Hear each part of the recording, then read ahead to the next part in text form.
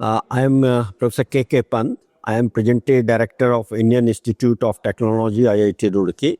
And I am a chemical engineer by profession and professor at IIT Delhi for past 25 years. Okay, great, sir. So my first question is, what kind of interdisciplinary research will be most critical for solving India's energy challenges, material science, AI, or chemical engineering integration? Yeah, this is very important and pertinent question. I feel that now when we talk about engineering and science, right, the amalgamation of science and engineering is very, very important because any technology, the education policy also says that the education pattern should be such that it should be transformational, not just like a bookish knowledge, right? So practical application will come only when we tell the students idea to invention and invention to innovation, idea, invention, then innovation also, and also make it a business, that is investment, right? So to have all these things, I think a multidisciplinary research is required where the product is to be developed by using the knowledge of engineering. So there may be a different branches of science and engineering depending upon the product. There will be a requirement of artificial intelligence, machine learning, data science, because a lot of data are already available, and a kind of, right, the success and failure stories from this data are to be studied before developing the product.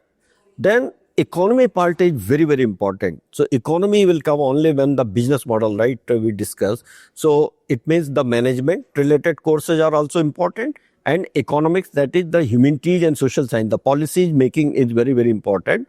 So in total, when you talk, we call it STEM: science, technology, engineering, mathematics, and I connect another management also for the community acceptance level, because all the technologies which are now to be developed, that should be economically viable, the industrial wise acceptable, and finally the community readiness level, TRL to MRL and MRL to CRL.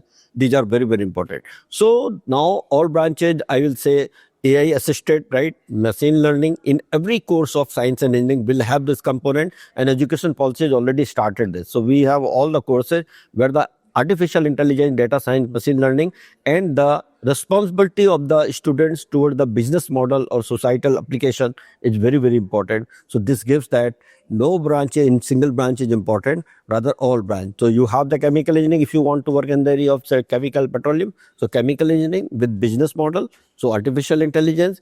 There will be electronic engineering because a lot of sensors are required, design, right, components would be required. So some designer would be required. So this is now a multidisciplinary approach. Okay, very well, sir. So my next question is, how can academia and industry collaboration be structured to accelerate the translation of lab scale energy innovations to market scale? Yeah, this is also very, very important nowadays because we believe in lot of Viksit Bharat 2047 technologies which are being developed for the self-reliant India, make in India concept. And our students now, they have to be motivated towards the startups. So a lot of startups are coming nowadays. So for that, because the academia generally they do work to a level of TRL3, research scientists they work TRL3, 4, right? This is a kind of fundamental to kind of applied where it is ready to the next level. But when the industry takes the technology, they look at the business perspective. So small scale data to be transferred to a larger scale, slightly larger means pilot scale study. And then from pilot scale study, it goes to a kind of commercialization. For that, in between lot of, right, when you talk about the business models, so you have to do lot of the economy analysis, you have to look at the kind of feasibility studies, availability of raw material, product which is coming, its commercial value, and sustainability, because nowadays the sustainability is very, very important. So you have to look at whether the technology is really green, how much energy it is consumed during the process, how much energy is produced, or what is the output value of the product which is being developed. Is it acceptable by the society at large?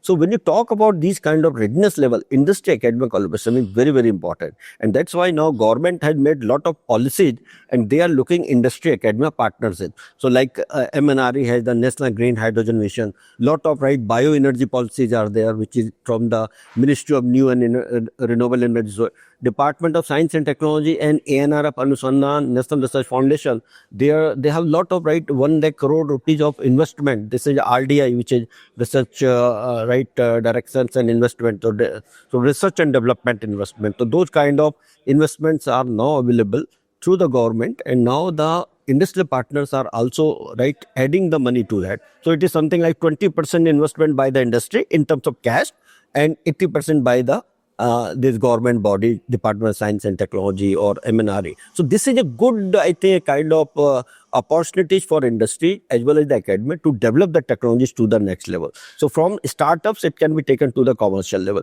And this is, I think, very important. So this is required and being done nowadays. Okay, so in last, do you have any message or thoughts you would like to share with the organizers of Energy Niti?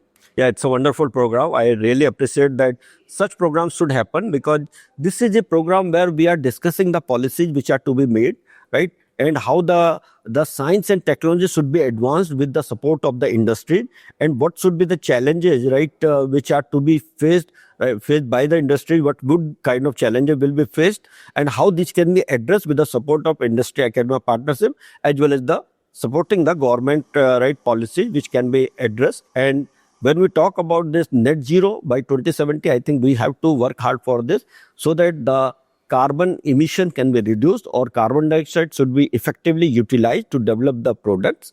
And the most of the green chemicals which are nowadays demand, right, is much more required. I think this should be the very, very important, that carbon credit and net zero should be, right, the industry should adopt it, and society should also, right, support in all these activities. Okay, thank you, sir.